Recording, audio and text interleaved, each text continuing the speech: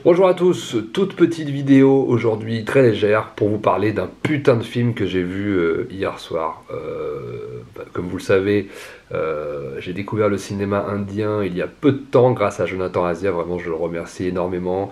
On est allé voir Sulamanchi ensemble à Paris dans un putain de cinéma de ouf, c'était absolument magnifique, une des meilleures séances de l'année que j'ai passé et une des plus belles séances de ma vie. Par rapport à un cinéma indien que j'ai immédiatement adoré par rapport à ses excès, par rapport à sa glorification des héros, tous les potards sont vraiment à fond, son patriotisme exacerbé, etc. Le côté fun, le côté cool, le côté ultra divertissant et le côté festif de la chose. Voilà. Donc voilà, il m'a conseillé quelques films indiens à regarder. Donc là, je suis en train de, en ce moment, je suis pas mal sur le cinéma indien et russe que je découvre. Je connais très très peu le cinéma russe et voilà, j'ai une amie qui aime beaucoup le cinéma russe et qui me fait découvrir aussi ça en ce moment. Donc c'est très intéressant. Il y a plein de choses. Et donc Jonathan m'avait conseillé de regarder un film qui s'appelait Bahubali, la légende de Bahubali. Donc c'est un gros film médiéval épique indien sorti en 2015, la première partie en 2015, deuxième partie en 2017 je crois, qui est un des plus gros succès indiens de tous les temps. Alors, est-ce que c'est sur une légende qui existe ou pas? Je pense que oui. Je pense que c'est sur un héros légendaire indien qui a soit existé, soit une légende, voilà, une légende ancienne. Ça, je sais pas. Je connais très très peu l'Inde et le cinéma indien et la culture indienne. Je suis déjà allé en Inde, évidemment, je connais un peu, mais je connais assez mal. Donc, je vais pas me lancer là-dedans dans tout ce qui est culturel comparé à la Chine ou à la France que je connais beaucoup. Je connais très très peu l'Inde. Et je connais très très peu la Russie aussi, même si pareil j'y suis allé également. Mais voilà, je vais pas me lancer dans des choses culturelles, historiques, etc. parce que j'y connais rien. Je vais vraiment rester que sur le cinéma, que sur ce que j'ai vu et que ce qui me touche dans ce cinéma. Et donc, Bahubali, donc deux gros films de 2h30, 2h40 même je crois, disponibles sur Netflix, donc vous pouvez regarder ça sur Netflix. J'aurais adoré voir ça au cinéma. Parce que j'ai tout simplement pris une des plus grosses claques cinématographiques voilà, que j'avais pas prise depuis très longtemps. Vous savez que je suis assez blasé du cinéma occidental en règle générale. Je trouve justement qu'en fait tout ce que l'Inde propose, le cinéma occidental ne le propose plus. Je pense que l'Occident connaît une crise existentielle et que elle n'est plus capable de regarder son histoire, ses racines et ses héros et les choses qu'elle a faites par le passé en face. Et donc, elle n'arrive plus à, contrairement à l'époque voilà, des mythes, de la mythologie grecque, l'époque où elle arrivait à glorifier comme ça ses héros et toutes ces grandes histoires épiques qui nous ont été contées pendant des décennies ouais, et même des millénaires, etc. L'Occident n'est plus capable de le faire. Je trouve que, comme je le dis souvent sur cette chaîne, il y avait encore un petit peu de cette essence-là dans les films d'action américains des années 80-90. On retrouve un petit peu de cette verve, on retrouve un petit peu de cette énergie, l'énergie vitale, héroïque et épique et mythologique. Et je trouve on le retrouve aussi beaucoup dans le cinéma chinois, notamment dans les films patriotiques. Mais, mais c'est pas non plus. En fait, je trouve le cinéma indien beaucoup plus intéressant parce qu'il ne se permet aucune limite à la glorification du héros. Et aux scènes d'action qui sont ultra tirées. Moi, par exemple, Bali, je vais pas vous parler de l'histoire, comment dire, c'est l'histoire classique d'un roi légitime, adoubé par son peuple, qui se fait détrôner par son rival, et le fils vient se venger, etc. Histoire très basique, intrigue de cour, bataille épique, évidemment scène de comédie musicale, romantique, etc. Tous les ingrédients d'un bon film indien, et plus le côté épique et le côté ça se passe dans l'Inde du Moyen Âge, donc c'est très intéressant. C'est vraiment une période que je connais pas, je connais très très très peu. Mais j'y ai vu voilà des choses, j'ai vu des corrélations avec vraiment toutes les cultures. Je pense que toutes les cultures sont capables, tous les pays sont capables de faire ce genre de film, et tous les pays ont connu des héros et ce genre d'histoire. Et c'est ce qui fonde en fait un pays, c'est ce qui fonde un peuple et c'est ce qui fonde une culture. Donc je pense qu'on peut la poser à tout un tas de cultures différentes. et ce que je trouve, donc moi, si je pouvais comparer le film, je le comparais évidemment à des films comme Braveheart par exemple, ou Beowulf, enfin la légende de Beowulf, pas le Beowulf avec Christophe Lambert, mais des films épiques avec un roi légitime et puis un héros, etc., des grandes batailles, etc. Donc je pourrais le comparer à ça. Ce qui me manque un peu dans les films occidentaux, c'est la mise en scène de l'action. Et je trouve que l'Inde est beaucoup plus intéressante pour nous faire vivre des batailles de l'intérieur. Par exemple, dans le film. Alors, j'ai pas vu tous les films indiens, j'en ai vu très peu. Hein, je pense que c'est le premier vraiment gros film épique que je regarde actuellement. J'ai vu beaucoup de films d'action surtout, mais pas beaucoup de films épiques de cette période du Moyen Âge indien. Euh, mais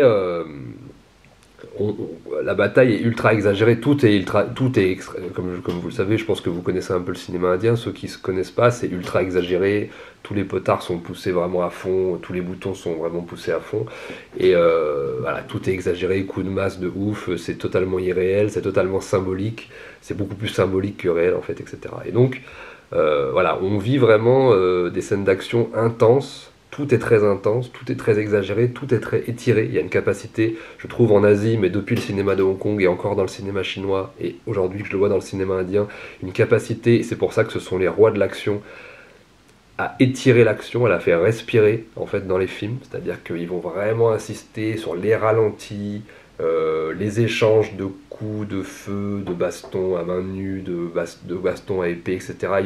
Ils vont faire des ralentis, ils vont faire des choses de ouf avec la caméra, etc. Ça va être absolument fantastique.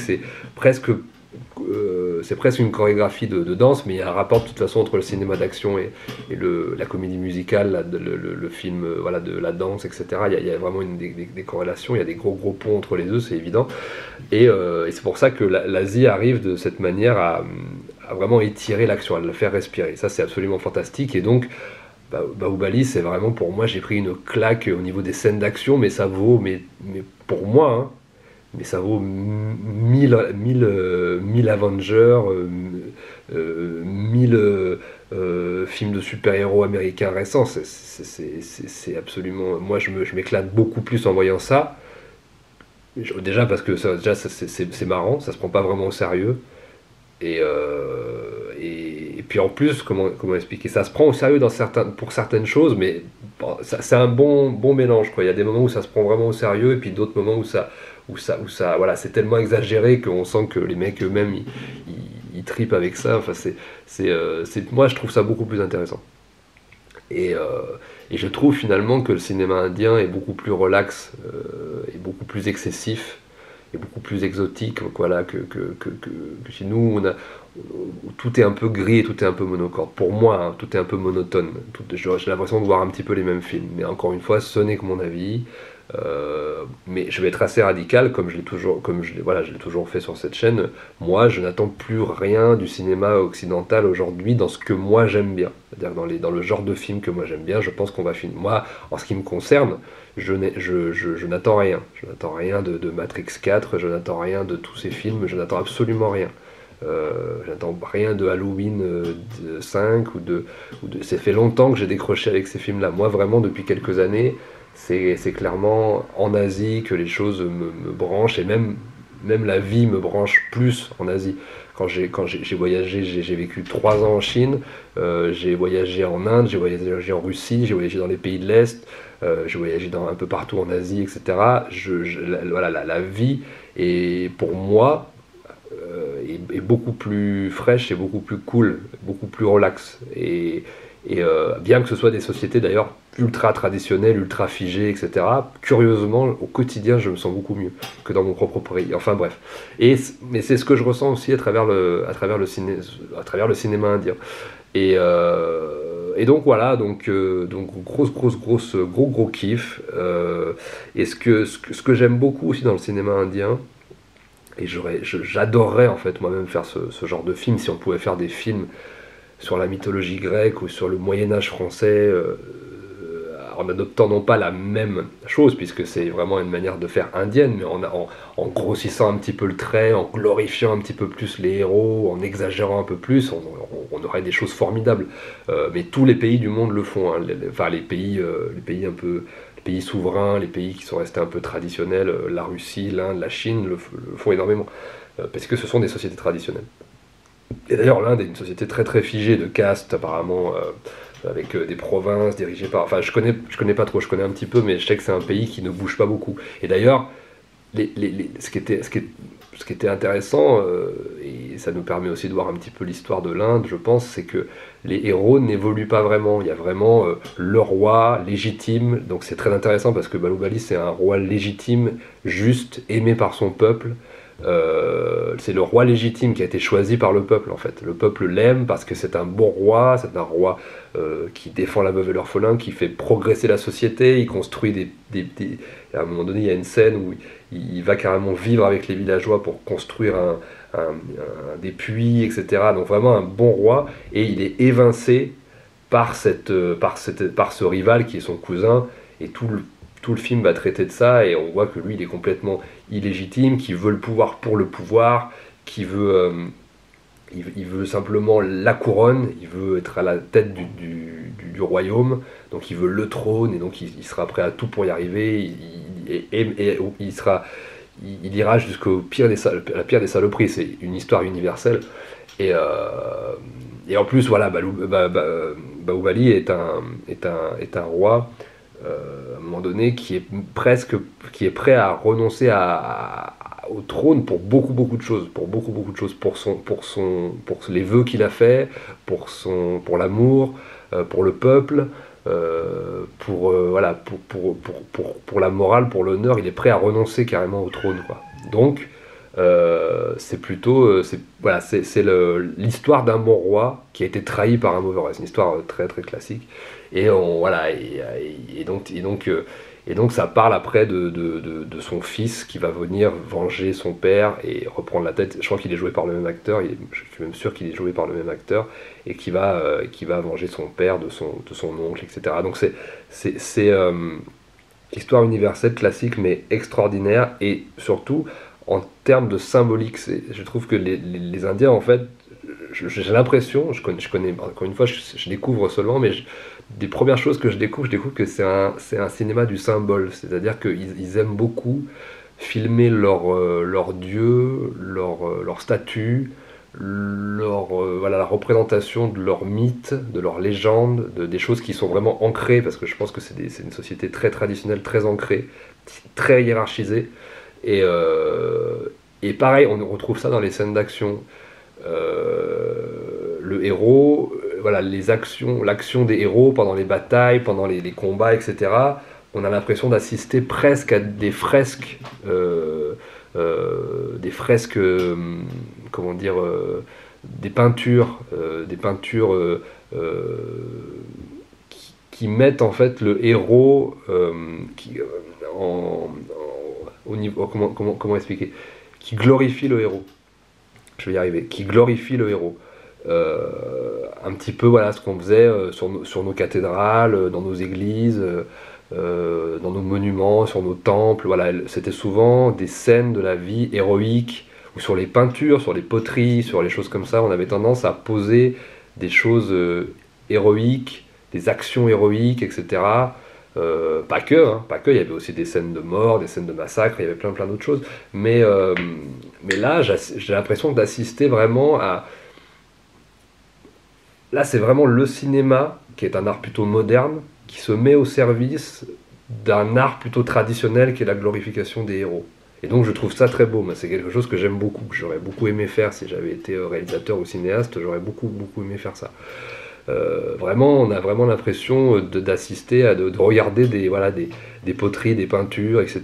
Il y a vraiment des moments figés, très symboliques. Mais franchement, si vous avez l'occasion de voir le film, je pense que vous comprendrez un peu ce que je veux dire. Et moi, j'adore ça. Voilà, moi, j'adore ça. Je serais même presque un peu radical en disant que, pour moi, l'essence de l'art, ça sert à ça, selon moi. Je sais que beaucoup de gens ne vont pas être d'accord avec moi, et d'ailleurs je pense que l'art a beaucoup d'autres aspects et beaucoup d'autres utilités. Il ne doit pas être figé là-dedans, mais pour moi en tout cas, c'est la représentation la plus belle de ce qui est quelque chose d'artistique. C'est glorifier le bien en fait.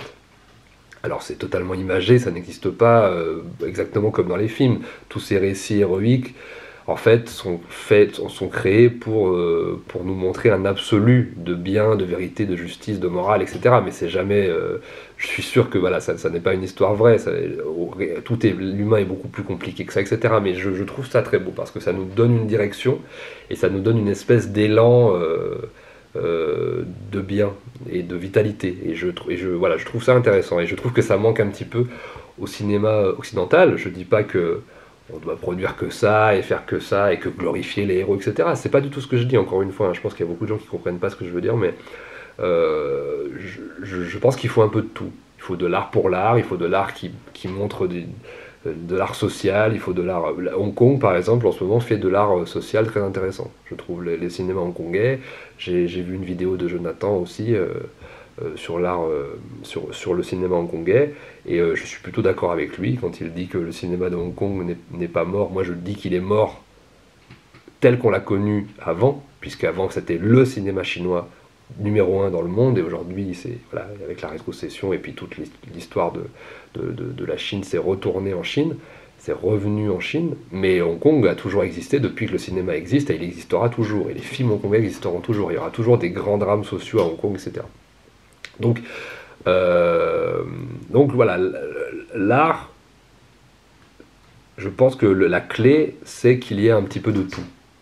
C'est ça en fait, vraiment mon histoire, c'est que ça serait bien en film, en France, on garde par exemple le genre de films qu'on produit, ça me dérange pas dans l'absolu, j'aime pas, mais ça me dérange pas qu'on continue à produire, mais on aimerait bien aussi avoir un petit peu quand même pas mal quand même de films, voilà, des films historiques, des films sur nos héros, des films sur nos mythologies, sur des choses comme ça. Moi, ça me donne un élan vraiment euh, vital, très intéressant. Voilà, ça me parle, les films indiens. Et les films indiens comme ça me parle énormément. Donc voilà. Désolé, j'étais un petit peu long, mais c'était un petit peu pour vous expliquer tout ça. En tout cas, Bahubali, vraiment formidable, film épique, divertissant, ultra fun, ultra cool, puis magnifique, hein. Il y a des plans, notamment une scène, vous savez, dans les films indiens, il y a toujours une scène de comédie musicale où les gens se mettent à chanter, etc. Et c'est souvent des scènes d'amour, de romantisme en fait. Et là, il y a littéralement le bateau qui décolle, qui va dans le ciel et qui vole dans les nuages, etc. C'est absolument sublime, hein. C'est un des plus beaux films que j'ai vu depuis longtemps. Alors il y a plein de défauts comme en Chine, comme dans les films chinois, au niveau CGI, au niveau des effets spéciaux qui sont vraiment pas aboutis, il y a plein de trucs qui vont pas, mais il y a aussi plein de choses, de scènes figées, de tableaux, de choses vraiment magnifiques, et donc je pense que vraiment c'est un genre de film dont je vais vraiment m'intéresser, vraiment le cinéma indien, cinéma russe, c'est les prochains mois, je vais commencer à attaquer un petit peu ça. Voilà, en tout cas, j'ai été un peu long, mais je vous remercie de m'avoir écouté, je vous souhaite un excellent week-end, vive les héros, vive l'Inde et vive la France, bye.